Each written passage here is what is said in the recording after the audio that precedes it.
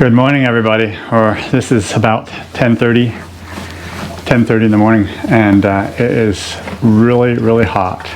This will be the second day now. We've had it in the 90s, and I'm telling you, for up north, that is really hot. We have to do some raking today and bale some more hay today. We did a bunch yesterday, and it about killed me. And anyways, yeah, it's been hot and humid. So today we have Brenda dubbing around with Baron. He's hot. Right, Barry? He needed a little airflow. It is amazing how these full heavy manes keep him so much cooler, but Cooler? I mean hotter. Yeah. But that will have to come off this afternoon when I work him. How come? Because it's extra. That one right there especially is going to be right underneath the collar, and it's just extra stuff there in one spot, and it's more up to. No, I just wanted him a little. So that's. It's hot right even here in the barn. It's so hot. Anyhow.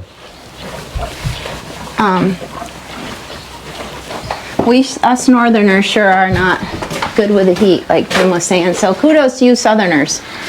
So let me explain what we're doing today. Today is going to be the first time we are going to go with Duke Earl's new harnesses. I've been waiting for a long time on several things on my harnesses, and I've also been waiting for new sweat pads, and I have none of that. So what I've done is swiped stuff off other harnesses because I've had enough. I want to get going with these harnesses. I have two brand new collars that I'm not really happy with yet, but I'm pretty confident they're going to be the right ones for the horse with a little bit of time. And I'll explain a little bit of that as we progress here. So if we can get these guys set up with the new harnesses, Earl's actually used his a few days now, and but this will be the first time that Baron has, that Duke has had his new harness on, and then I'm going to go rake this small field that we have to do today. I don't think I've ever put these two together on the rake, but they've raked with other horses before, so I'm sure they'll be fine. But as hot as it is, and they're just not in the shape that my older horses are in, they're obviously not going to take too much of this heat. So let's get started. Let me harness up Earl first, and then I will get Duke's harness and finish setting that one up. So here is Earl's new collar. Fancy new Sugar Creek 26-inch pulling collar. Really nice collars. But when these collars are new, they are also very stiff. They tend to be pretty narrow in this spot here. So a horse that's really filled out has a wider neck than this. So just over time, this will get spread out to fit that horse. And sometimes it takes quite a while with these heavy duty pulling collars to get fitted to that horse properly. A few weeks ago now, I actually took Baron's collar, which fits him beautifully, and I actually tried it on both Duke and Earl, and it fit pretty decent. This collar here, when I put this on, it will seem like, and you probably think, it's not a good fit, and it doesn't fit him very good yet. But hopefully, in time, as he uses it more and more, it will spread out to where to conform to his neck. So let me show you what I mean. So we're ready to put this on, and what I'm going to do is press down quite a bit on the top to help spread this out. I'm even going to go so far as to grab both sides in the center and pull like that to help it to get a little bit wider. Otherwise, it's very difficult getting on over his head. The first time I did this, I had to push and push, but it's much better now.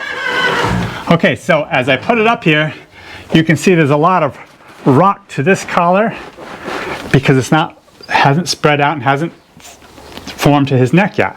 And it will take quite a while with what little I'm using these young horses for this to really fit good. In a way, I might be better off just to keep with the old collars that I had on them, but I guess I'm just impatient and I want to get going and getting these collars fit to them, so I need to start doing it. There is also quite a big gap down here on this collar. There's a good 4 inches right there. But by the time that gets fitted and he's pulling on that collar, that will be back, so it's only, instead of 4 fingers, it's only going to be 2 fingers or 3 fingers maybe, and it's going to fit way better, much better after I get going with it.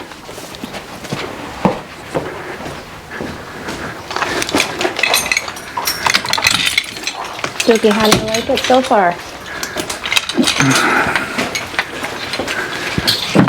So these are brand new harnesses that Eli made for me quite a while ago now, and they are identical to my other harnesses.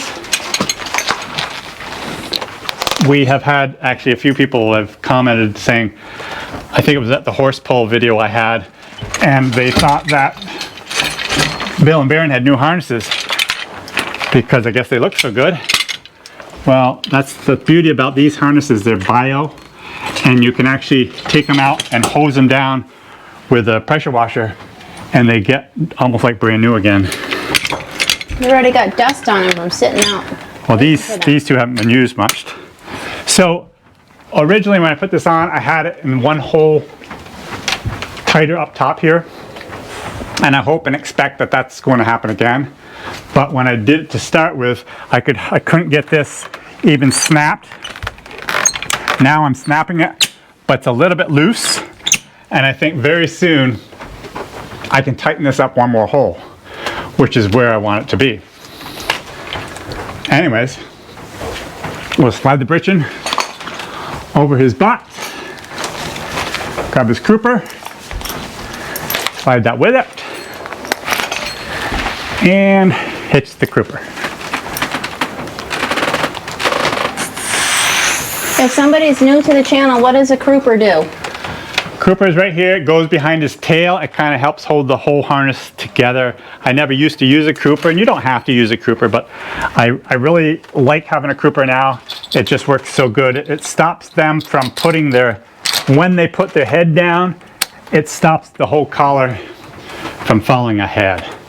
The crupper holds it back in place with his tail. So that's all we have to do with him. He's ready to go. As our girls would say, the crupper goes above the pooper. Okay. Let's go get the new harness on Duke.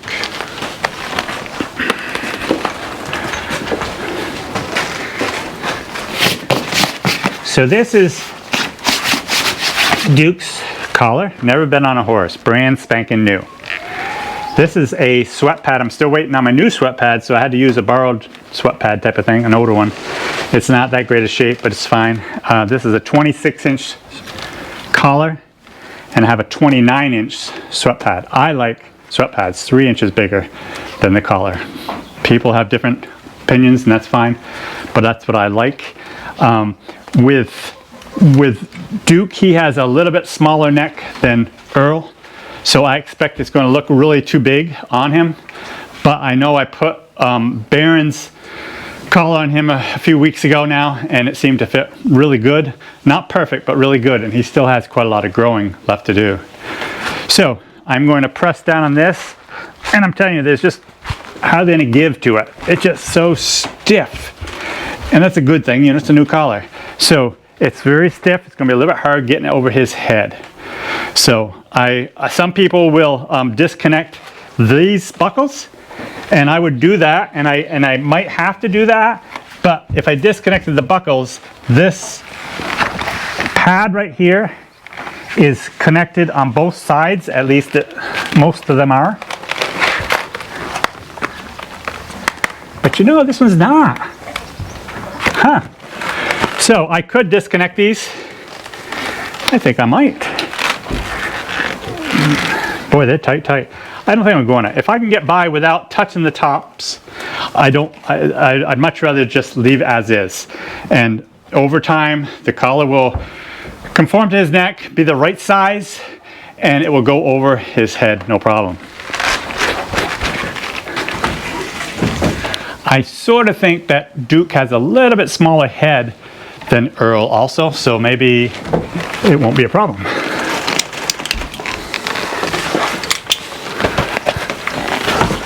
Earl's sorry. Mamma mia. That's a sweet horse. Wow. I use my knee. Okay. Come on.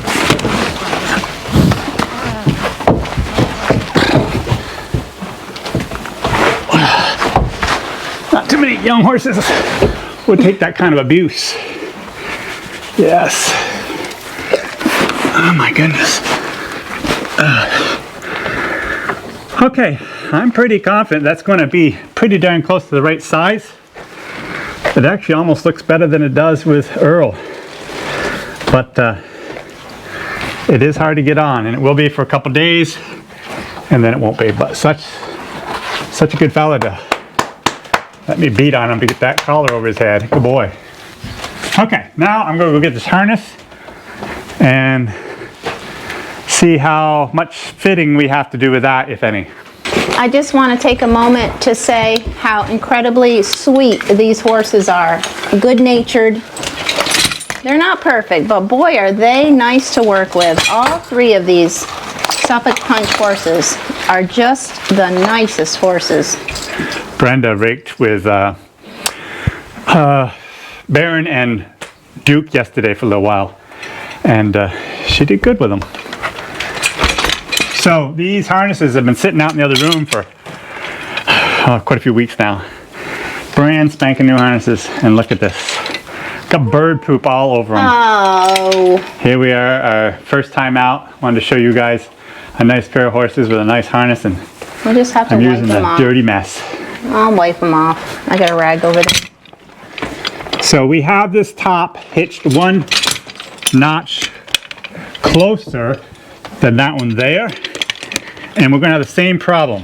It is not going to reach, and so I'm going to have to release that and bring it down one hole to get that to start. And I think after we work this a while, I can bring this back to this same hole. Now, why it concerns me slightly is the fact that Baron's harness is identical to this one, and it's actually in the hole I'm in right now, the second hole I think it is. So I think in a little time that will happen also, and it's not a big deal if it does or doesn't. What's the concern about that? No real concern. It's just that Baron has had absolutely no shoulder problems, and it's been such a good fit that when something works good, you kind of want to keep it working, keep it the same.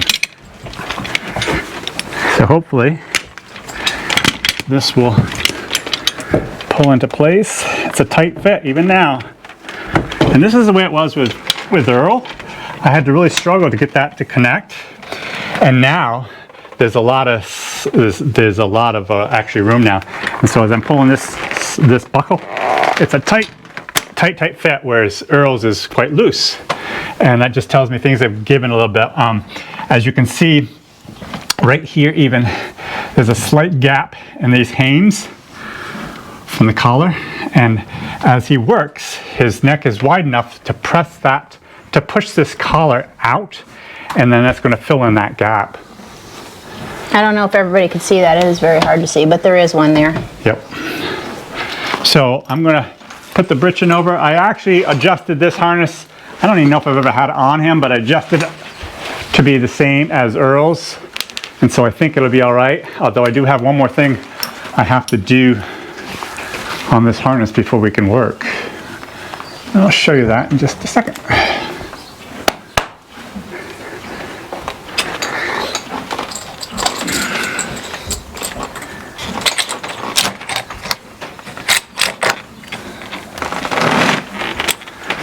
Okay, so as you can see, we do not have our pole strap hooks.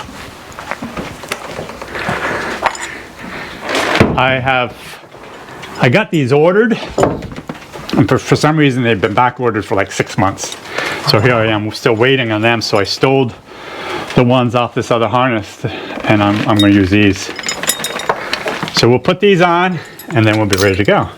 So to put these on is just a matter of simply taking the front lazy straps, what I call the front lazy straps, and I hitch them into the last hole to have the longest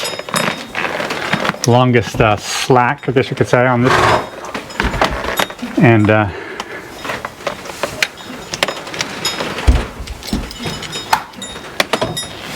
so that goes there, and then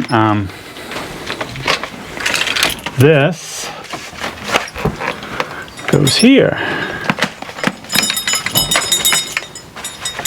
I have seen, and I'm not trying to critique other people. I guess I am, but I'm not trying to. I'm not doing it in a bad way. I have seen a lot of people, or few people, have D-ring harnesses like I have, and they don't even have this strap. And I just can't understand why they don't. If everything is adjusted right, there should not be any weight on the strap. But there's still no reason to eliminate the strap, because when you go to unhitch them, this will just fall to the ground unless you hitch it up every single time. So I much prefer having a strap on here at all times.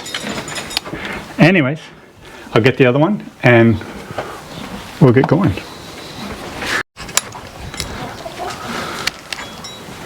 Lady and June are enjoying a little bit of escape from the flies, etc.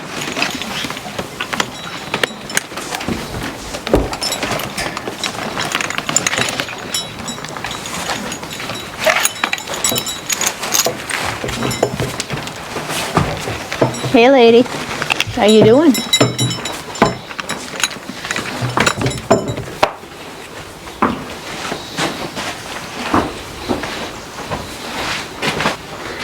I've had a lot of, let me just, yeah.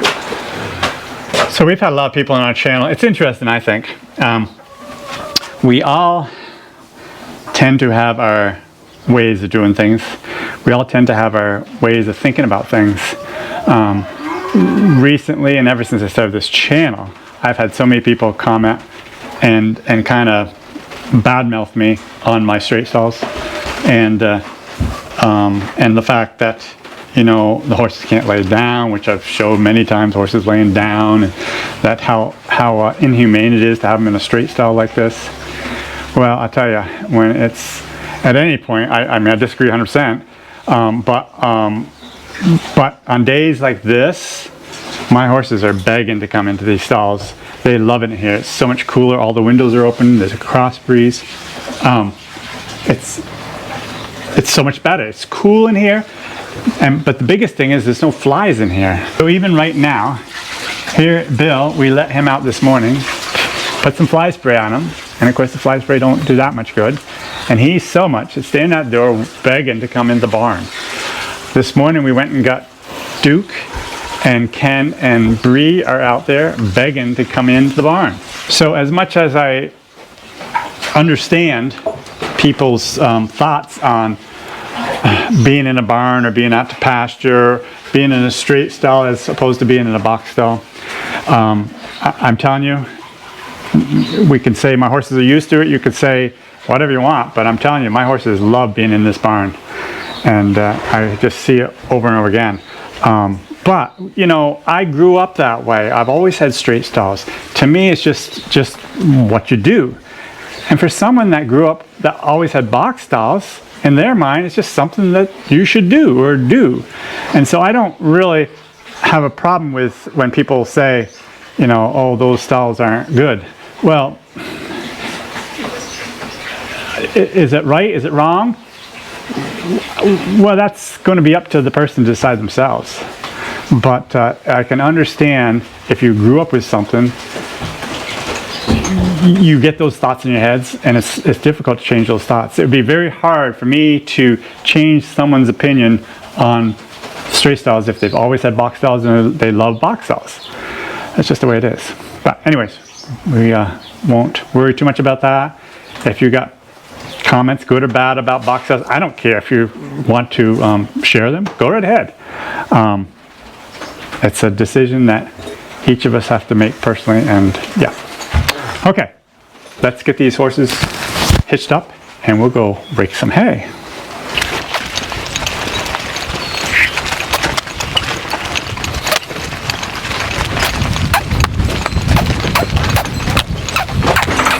Oh, oh, oh. Hoop. Hoop. Ooh. Hoop back.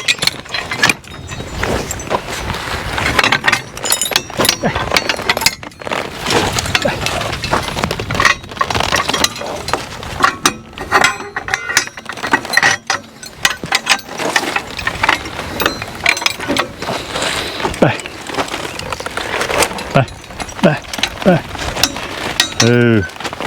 Hoop. No. Hoop.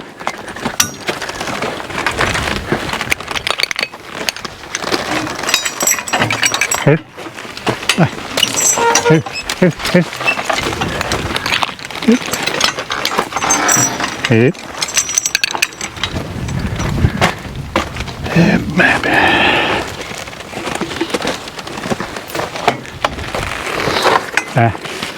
Up here. Ooh. Hoop. Hoop. Hoop. Hoop. Huh?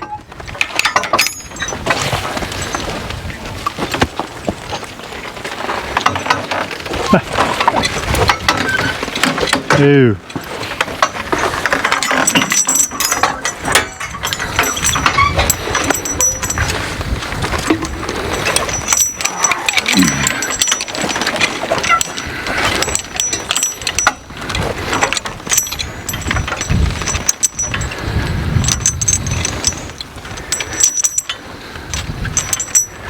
Have brand new hooks here, and oh,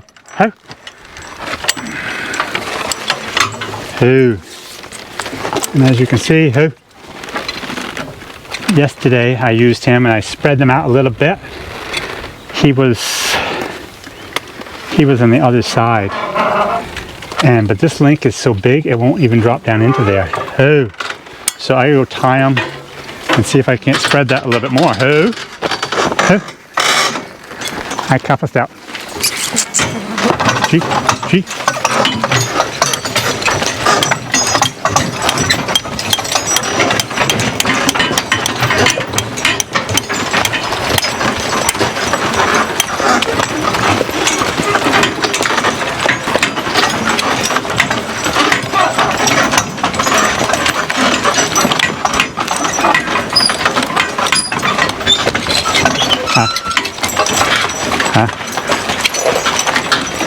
Do you want to just hitch Earl?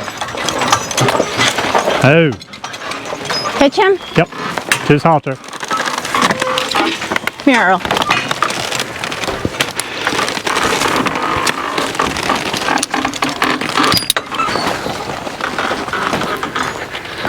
I think they look pretty snazzy.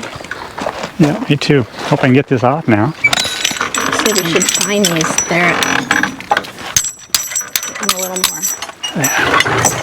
Okay, so like I said, when they came new, they were really close together, so I got to spread that a little bit.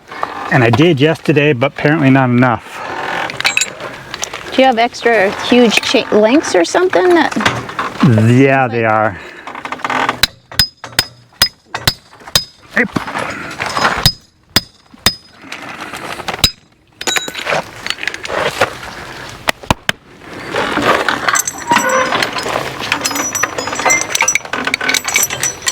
Ta-da. Slick as can be. Okay, let's go rake some hay in the heat. So we're headed out into the field to rake our little bit of hay, and I'm actually sitting on the wrong side. I need to be behind Duke, because if I'm behind Duke, I'm putting a little bit more pressure on Earl. Earl has been inside and doing more work than Duke, so because of that, Earl has been getting more grain. So it just makes him, he tends to be a faster walker anyways, but he is especially so because of the extra grain he's been getting, and Duke has not been getting that. As you can see, they're both fat, and so they really don't need much grain to keep the weight on, but it just gives them more energy. It's amazing the difference what straight oats will do to a horse. It just gives them a lot of energy, which is what I want to do the work that I need to do.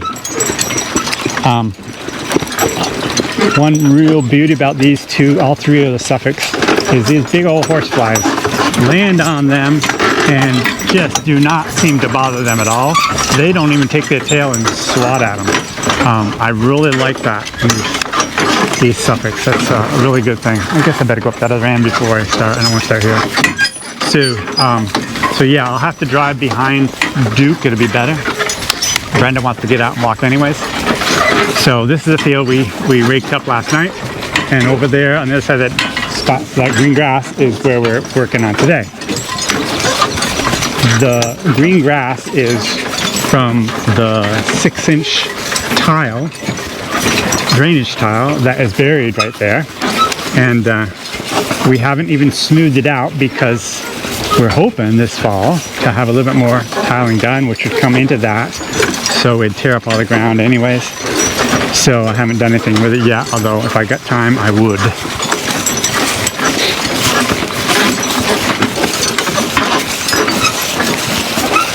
I think after these Suffolks get in shape, even with this hot weather, I think they're going to be able to handle it quite well. They're just somewhat easy keepers. Well, they're definitely very much easy keepers, but they're somewhat easy going horses, and they don't get worked up too much. And so that allows them to stay calm and not sweat so much. As you can see, I do have my whip in my hand to keep after Duke, because even though he hasn't been getting the grain that Earl has, I still want and expect him to get up there and walk with Earl.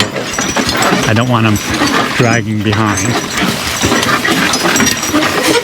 So here I took the skid steer and kind of level this out enough so I can get across with my equipment.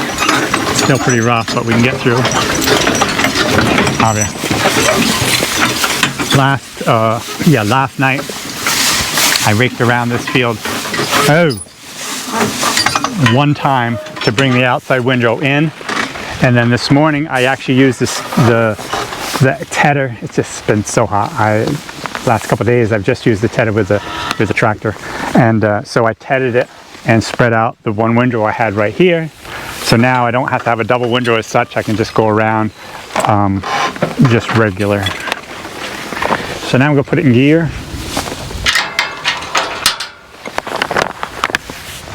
And this is kind of a two-piece field. I have this long strip here and then another section over there.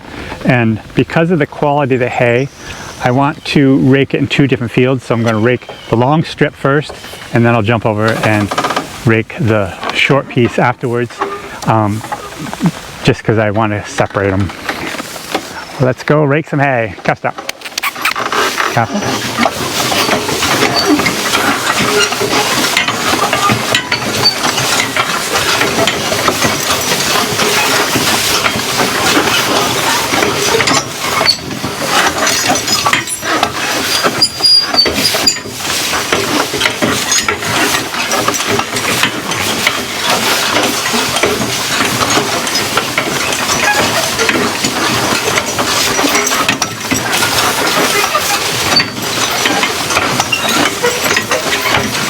Right through this section right here.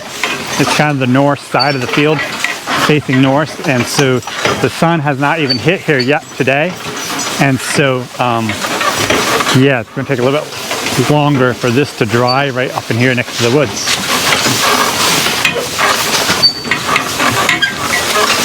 This whole section that I'm raking today will not be used for another cutting.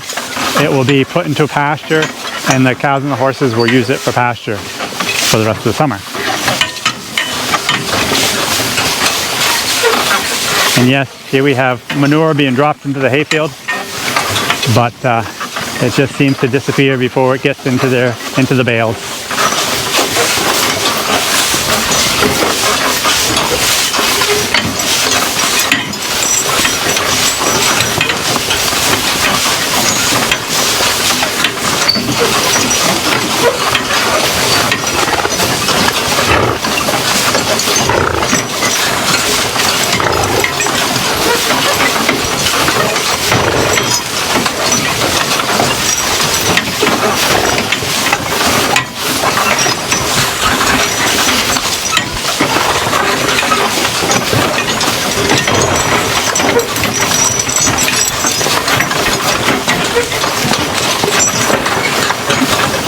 this field was pasture a good share of last year, and so I don't know. I think some of these fields are a little bit on the wet side.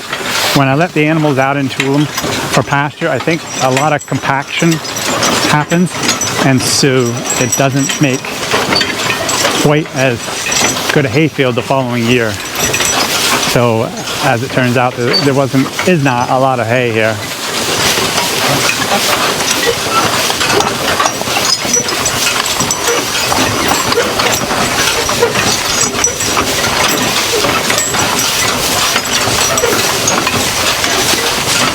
As I'm coming down into the end, I need to make a really sharp right-hand turn.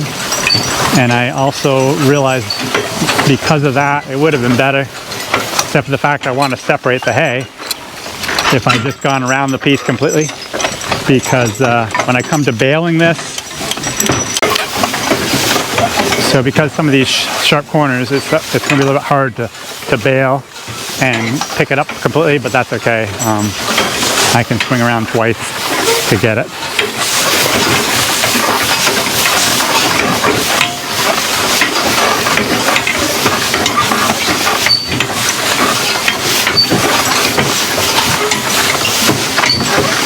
It's surprising how great these guys are doing today. They're walking nicely, although I must say I prefer horses walking faster than this. And I don't know, it just tends to be, I think some people that, I don't know, I think my horses generally walk fast, and it's probably because of me. It might not even be their natural pace. They just, maybe I work them up a little bit, I don't know. But I do make them walk with each other, and if we have a fast horse, I try to get the slow horse to be a fast horse, because more work can get done if you have a little bit of speed behind you. So that's what I do. There's so many jobs where, man, I really wish I had slower horses to do the job, but generally overall, that fairly fast horse is what I prefer.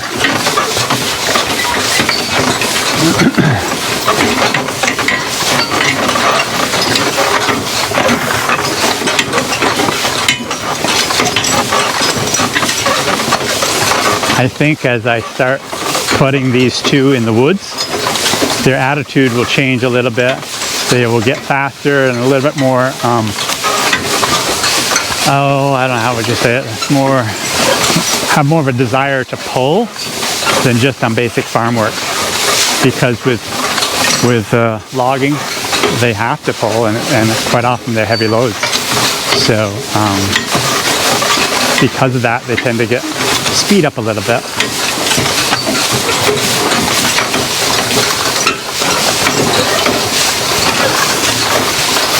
See? Careful.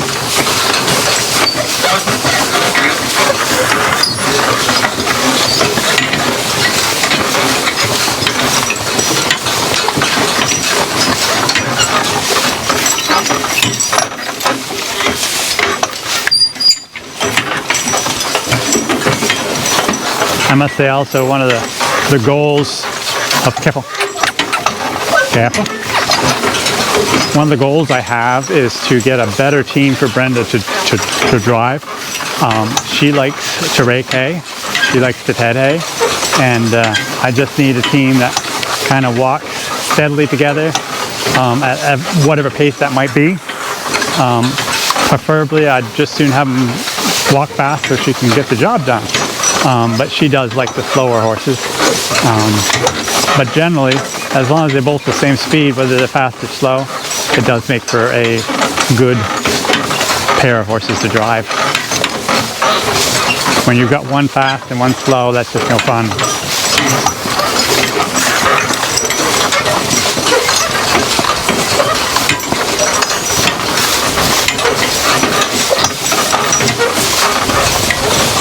I am sure that as I start working these guys in the woods, like I said, they will be working with Bill and maybe this fall and early winter with Lady. And both of those are aggressive type of horses, and that will kind of get these guys to be a little bit more aggressive also. But so far with Earl, like I said, I put a lot more grain into him, and he is becoming a much more aggressive horse already.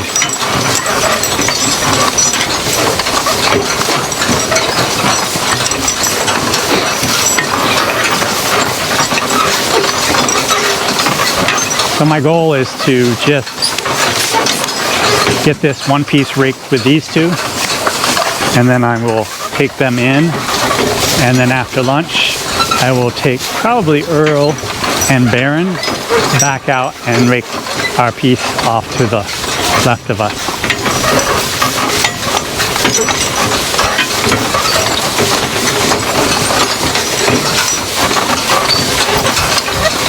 And then if the rain holds off, we'll get it baled up tonight. I'm a little bit concerned. They're calling for a chance of showers. You know how it is when it gets in the 90s, there's always that chance of showers. So I'm going to do something a little bit different here because we got come to such a point. I think I'm going to go right through. Careful. Well, I'll show you.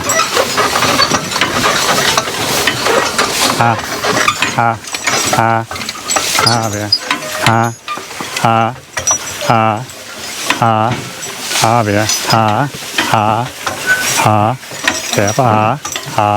I really like my rake, and my cart is set up that the tire will go right underneath the framework, and I can turn a really sharp corner. So it makes for maneuverability, great maneuverability, but it also makes for good practice for the horses turning sharp corners.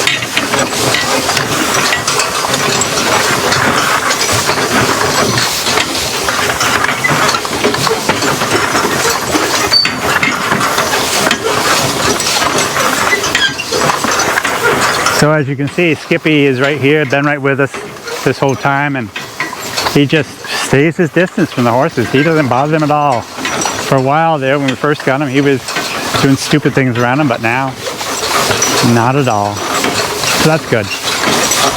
Well, Brenda's been walking around this field in this heat, and she is had enough of this, I'm sure. So she's gonna head back in. We're gonna continue trying to make some hay before the rain comes. You guys have a great day. We'll see you next time.